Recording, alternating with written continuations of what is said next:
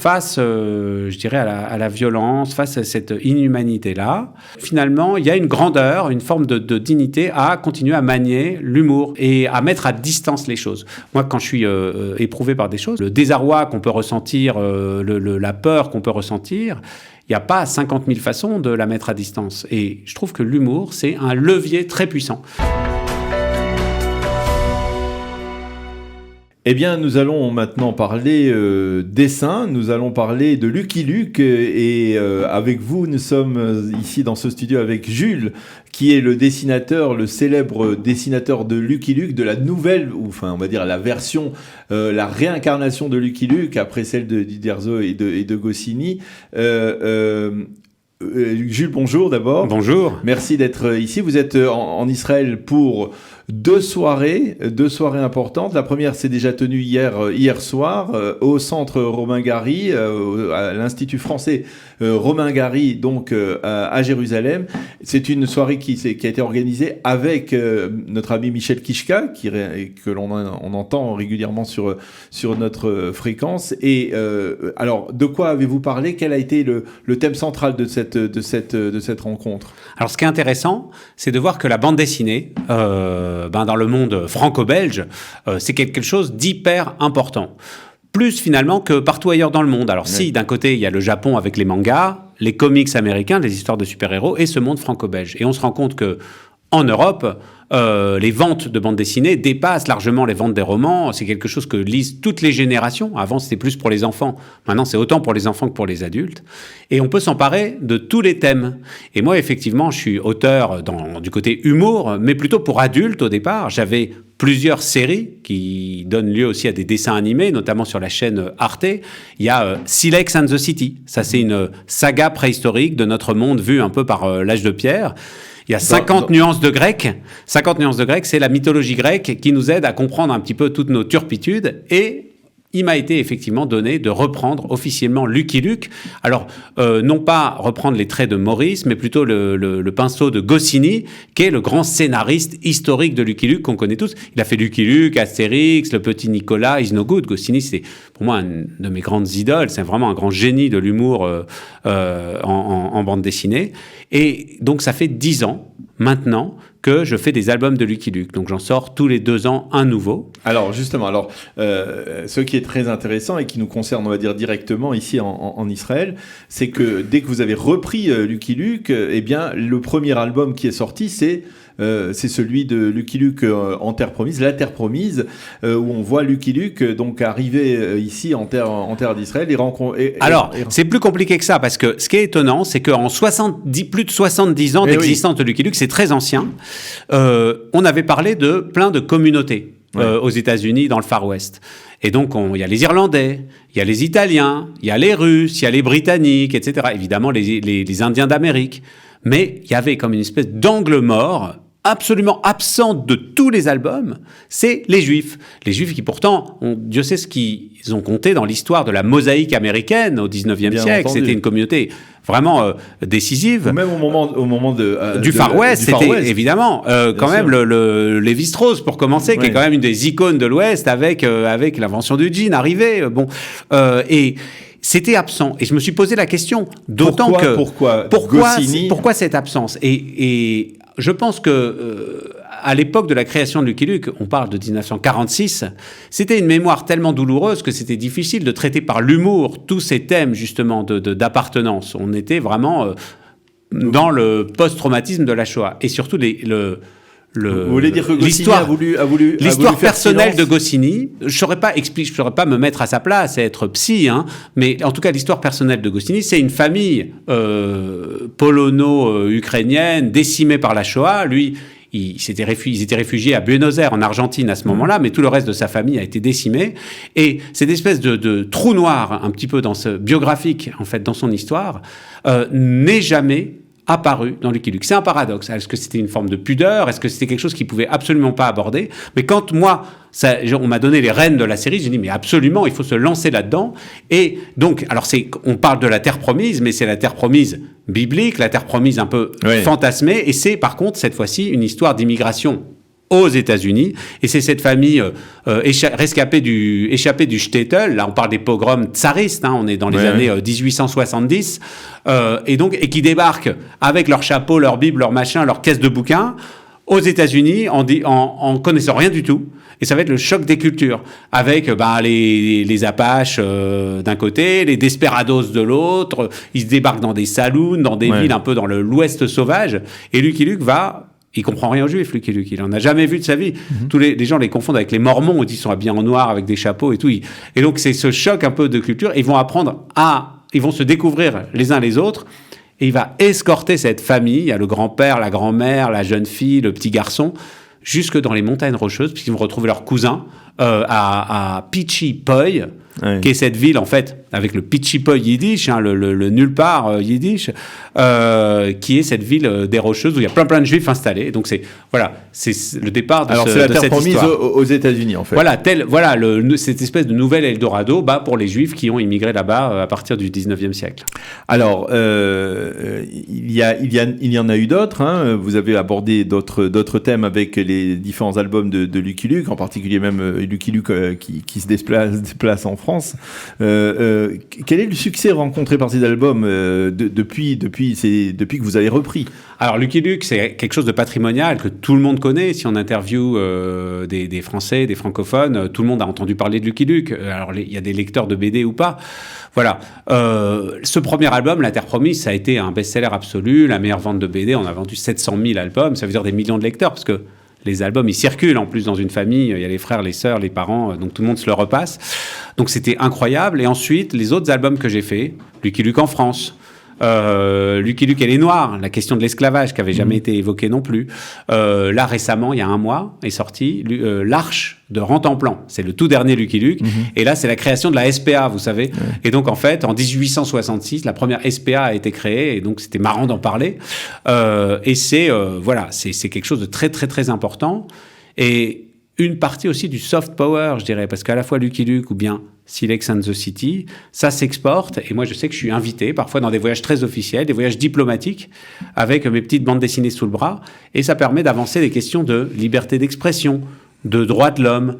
J'ai fait tout un voyage en Chine avec Emmanuel Macron. J'ai été le représentant de la culture française dans l'avion avec Macron pour aller voir Xi Jinping, le leader chinois, qui met en prison évidemment tous les dessinateurs, tous les journalistes.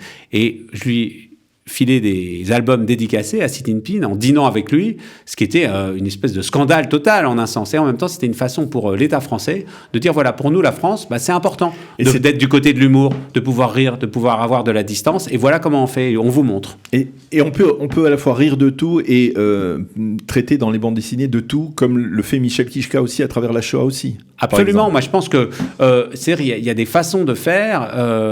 C'est important d'être à la fois sincère et en même temps d'avoir travaillé sur les sujets de la manière la plus fine possible. Le conflit israélo-palestinien, qui est quand même explosif au possible, et à aborder sous l'angle de l'humour, il n'y a que des coups à se prendre. Donc, on conseille aux dessinateurs de ne jamais s'aventurer sur ces terrains-là.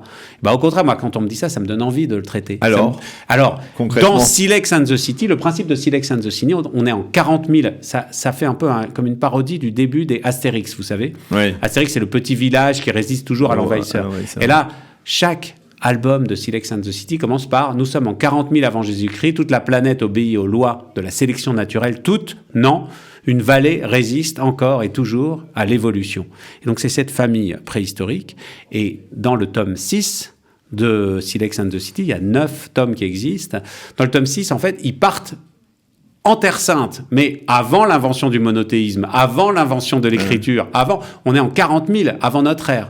Et en fait, ils vont dans une ville qui s'appelle Darwinzalem. Darwinzalem, la ville des 3 grands darwinismes. Et là, en fait, c'est une transposition de toute la vie israélienne, mais version peau de bête, version Âge des cavernes. Et donc, d'un côté, il y a les judéo-sapiens, de l'autre côté, il y a les paléostiniens, qui ont du mal à cohabiter. Et alors, les grands lieux saints de Darwinzalem, c'est notamment, il y a un grand os de dinosaures géants sur lesquels les pèlerins viennent se recueillir, et c'est le fémur des lamentations. Donc ça, c'est très important. Ils tombent en plein Rosh Hashanah. Rosh Hashanah, c'est la fête des pierres. Voilà. Et évidemment, comme on est à l'âge de pierre, c'est la guerre des pierres. Et donc, les paléostiniens, ils jettent des pierres. Et donc, ce truc-là, cette espèce de mise en abîme un peu comique, je dirais, de tout ça, permet quand même toucher des sujets douloureux, de rire un petit peu de tout ça, de mettre les gens face à leurs contradictions. Et finalement, ça fonctionnait super bien. Alors vous, votre vision, lorsque vous êtes ici en Israël, puisque c'est la première fois, ça fait longtemps que vous n'étiez pas venu. Ça fait très longtemps que je suis pas venu, et évidemment le pays a changé considérablement. Alors c'est ça votre impression, cette impression de celui qui n'est pas venu depuis longtemps et qui connaît, et qui sait ce qu'est Israël. Ah bah ils sont pas complètement sortis de l'âge de pierre, heureusement, pour rester préhistorique. Non, alors moi ça fait à peine quelques jours que je suis revenu ici, donc j'ai encore quelques jours pour arpenter un peu le pays. Mais voilà, c'est douloureux quand même parce que c'est un pays qui va pas très très bien malgré tout. Économiquement, c'est pas non plus génial. J'ai vu beaucoup de pauvreté dans les rues. Moi, j'avais pas ce souvenir-là il y a quelques décennies. Il y a aussi beaucoup de réussite aussi. Qui dormaient. Voilà. Et non, mais c'est ça. Et ensuite, moi, dans mes domaines, voilà, dans l'animation, dans l'audiovisuel, dans la tech, évidemment, il y a cette espèce de vie incroyable, bourdonnante, vibrionnante, hyper créative. On va parler ce soir avec Michel Kishka de la scène de bande dessinée israélienne. Le marché israélien en bande dessinée, il n'est pas énorme. Les gens n'achètent pas forcément des livres et en même temps, la créativité est incroyable. Moi, il y a des gens dont j'admire le travail, une Rutu Modan, un Uri Fink, c'est des créateurs extraordinaires. Ils n'ont pas forcément toujours l'audience méritée en Israël. Je pense que les gens sont plus intéressés peut-être par l'animation, les dessins animés, l'audiovisuel, que par le livre de bande dessinée. C'est un truc très français. Et c'est vrai que ce sont des auteurs israéliens qui sont traduits en français et qui sont vachement appréciés. Moi, je les avais découverts au festival d'Angoulême, le grand festival international où ils avaient été invités. Il y avait tout un focus sur la BD israélienne, avec les frères Hanouka aussi, deux frères qui font de la BD vraiment magnifique. Donc, je pense qu'il y a l'expérience israélienne est tellement singulière, tellement intéressante, et on le voit aussi, moi je suis un grand lecteur de romans, on le voit en littérature.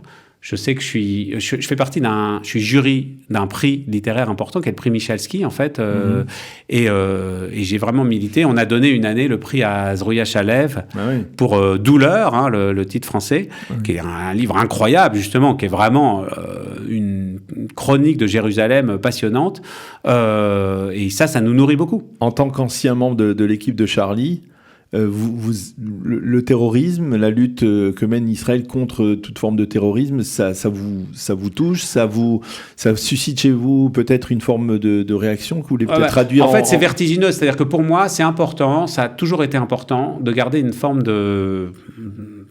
Parce que c'est mon arme à moi, c'est ma façon de voir le monde, une forme de dignité grâce justement à l'humour.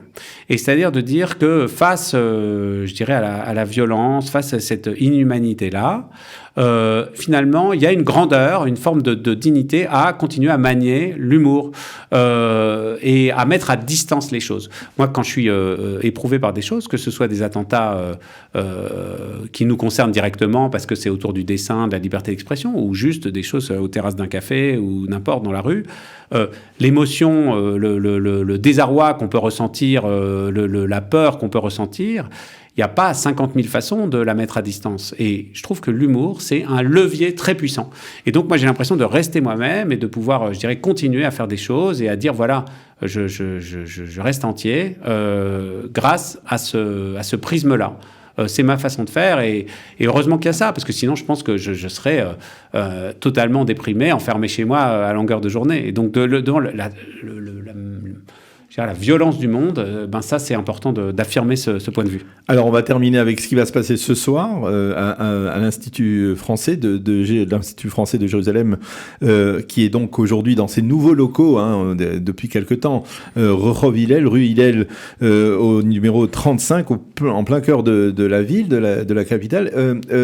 Alors, ce soir, il y a la présentation d'une BD de Vincent Lemire qui retrace on va dire la vie de Jérusalem, enfin l'histoire de Jérusalem en bande dessinée. Oui, alors c'est intéressant ça parce que c'est une soirée à plusieurs étages. On se retrouve et puis il y a deux volets comme ça, avec aussi Michel Kishka donc qui sera là. Et donc on a à la fois un aperçu sur ce que peut faire la BD en fait et tout cette espèce de de nombre de domaines incroyables que ça peut traiter, justement, la politique, les thèmes délicats, etc., et y compris l'histoire d'une ville comme Jérusalem, qui est quand même un sacré complexe. morceau à traiter, une histoire complexe, une histoire... Et donc, cet album de Vincent Lemire, qui est historien au départ, donc il a scénarisé avec son dessinateur, qui est une chose, justement, transversale, je dirais, justement, du néolithique jusqu'aux grandes questions contemporaines. Ça passe un peu par tous les aspects, toutes les couches, je dirais, historiques, symboliques, qui ont constitué cette ville. Et donc, c'est passionnant aussi de voir ça. Et on va en parler tous ensemble. Eh bien, donc, on va en parler. Donc, c'est ce soir. Alors, on va signer des Lucky Luke. À 18h30, vous allez signer des Lucky Luke. On va signer des Lucky Luke, des Silex and the City. Et évidemment, Vincent Lemire fera aussi son travail du côté des Jérusalem, qu'il a publié. Donc, pour tous les grands amoureux de la BD. Bien sûr, attendez, c'est Hanouka, là, il faut trouver des idées de cadeaux. Voilà. Et bien, on en a trouvé avec vous, grâce à vous. Merci beaucoup. Merci. Jules, d'être venu ici dans notre studio et puis à Jérusalem. Et on espère que vous feriez vous allez faire une bonne suite de découvertes. Il y a des personnages à tous les coins de rue. Voilà. C'est très bien ça. Et que cela vous inspire en tout cas. Merci beaucoup. Merci. À bientôt.